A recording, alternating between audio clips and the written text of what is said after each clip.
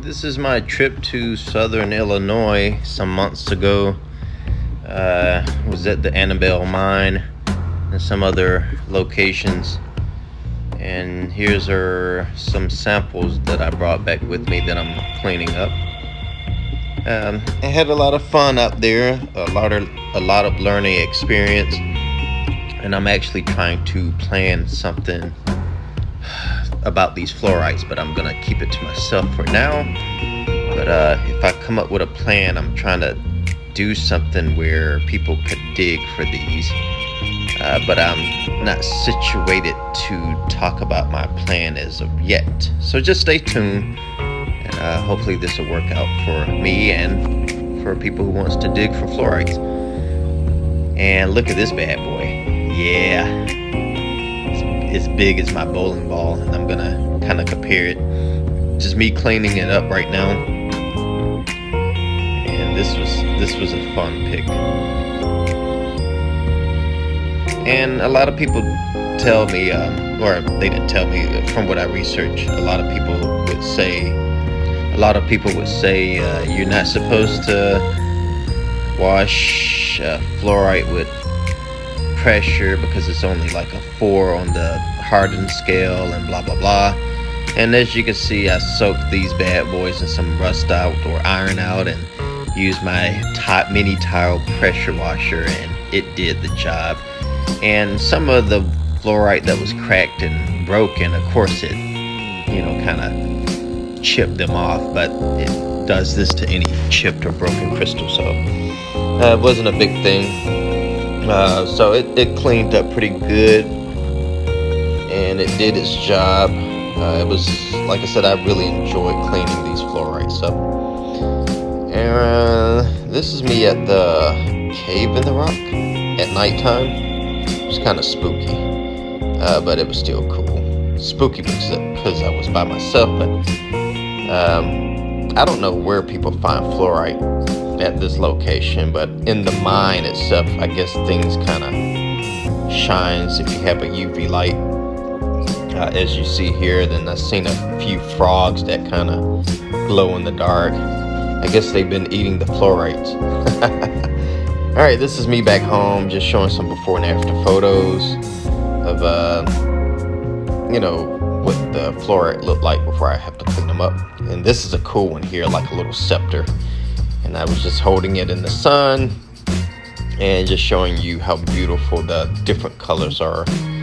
And this is without the sun here, and you can just see that purple and that pink and that clearness. Fluorite is crazy. It's a crazy crystal, but this one's real pretty. Everybody was asking me to give that one to them for free. That definition doesn't exist to me.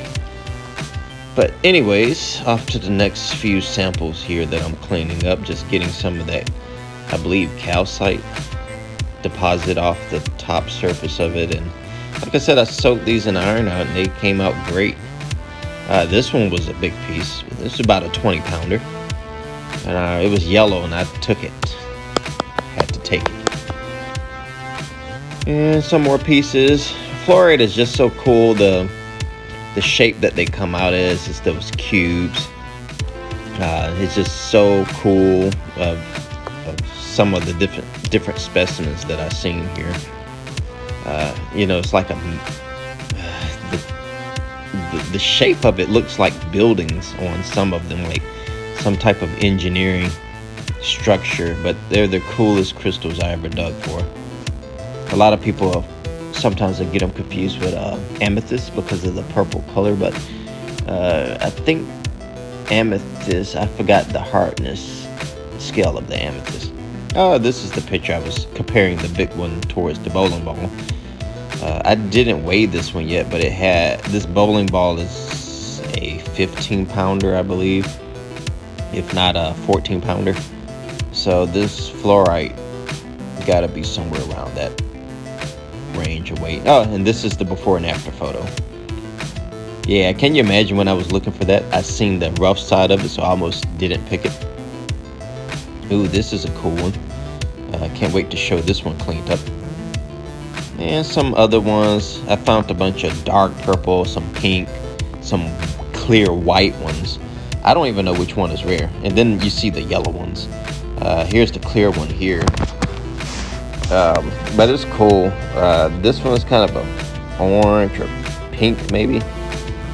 This one is like a light purple. Before I cleaned it up, but it was just cool cleaning all these up. So I just wanted to share this video with everybody to show you the different fluorites that could be found in southern Illinois. And like I said, I'm trying to come up with something where people could dig for these, but it's going to be an expensive process. It's like I'm trying to purchase some land where people could come out and dig, but I'm in the process of trying to sell some property of mine in Alabama so I could buy some property in Illinois to make this work for people who are interested in this.